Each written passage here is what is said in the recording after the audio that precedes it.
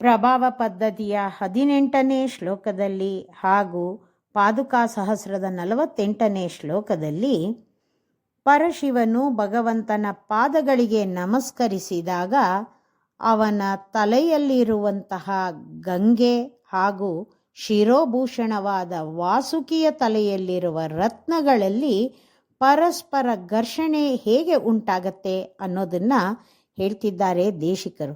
ಶ್ಲೋಕ ನೋಡೋಣ. ಜನಯಿತು ಮಲಮರ್ಗ್ಯಂ ದೈತ್ಯಜಿತ್ಪಾದರಕ್ಷೆ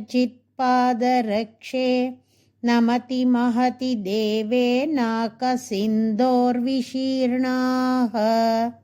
ಮುಹುರಹಿ ಪತಿ ಚೂಡಾಮೌಳಿರತ್ನಾಭಿಘಾತಾತ್ ಪರಿಣತ ಲಘಿಮಾನಃ ಪಾತಸಾಂ ಊರ್ಮಯಸ್ತೆ.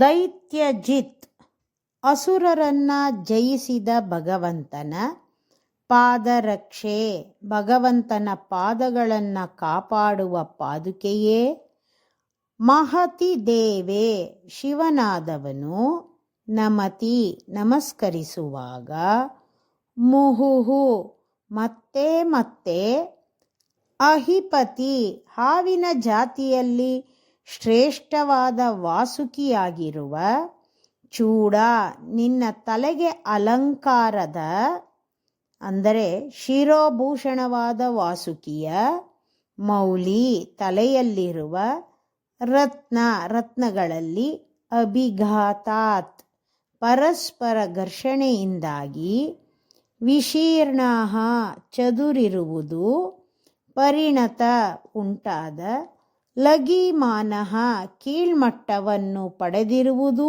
ಆದ, ನಾಕಸಿಂಧೋ ಗಂಗೆಯ, ಪಾಥಸಾಂ ನೀರಿನ, ಊರ್ಮಯಃ ಅಲೆಗಳು, ತೇ ನಿನಗೆ, ಅರ್ಘ್ಯಂ ಪೂಜಾರ್ಹವಾದ ಜಲವನ್ನು, ಜನಯಿತುಂ ಉಂಟು ಮಾಡುವುದಕ್ಕೆ, ಅಲಂ ಸಾಕು.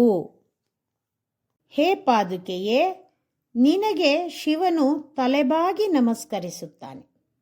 ಅವನ ತಲೆಯಲ್ಲಿ ಗಂಗೆಯೂ ಸರ್ಪವೂ ಇರುತ್ತದೆ.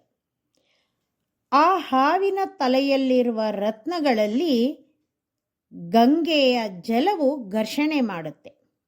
ಅಂದರೆ ಗಂಗಾ ಜಲ ಪರಶಿವ ಭಗವಂತನ ಪಾದಗಳಿಗೆ ನಮಿಸಿದಾಗ ಭಗವಂತನ ಪಾದಗಳ ಮೇಲೆ ಬೀಳೋದ್ರಿಂದ ಈ ಹಾವಿನ ತಲೆಯಲ್ಲಿರುವ ರತ್ನದ ಕಾಂತಿಗಳು ಆ ನೀರಿಗೆ ಸೇರಿ ಆ ನೀರು ಬೆಳಗುತ್ತಾ ಭಗವಂತನ ಪಾದದ ಮೇಲೆ ಬೀಳತ್ತಂತೆ.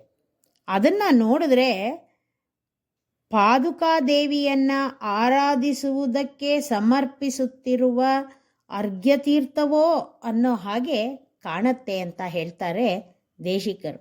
ಶ್ರೀಮತೆ ನಿಗಮಾಂತ ಮಹಾದೇಶಿಕಾಯ ನಮಃ.